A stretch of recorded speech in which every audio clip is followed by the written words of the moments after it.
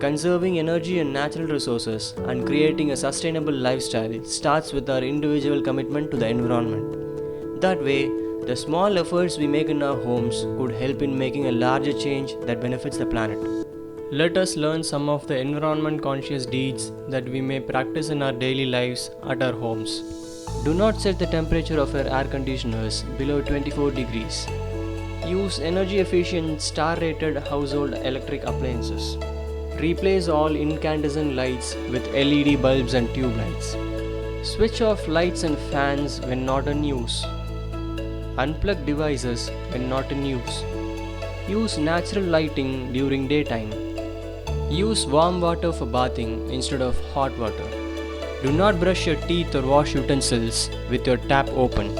Always use a bucket for bathing instead of the shower. Check for leaks in taps and pipes and repair them immediately.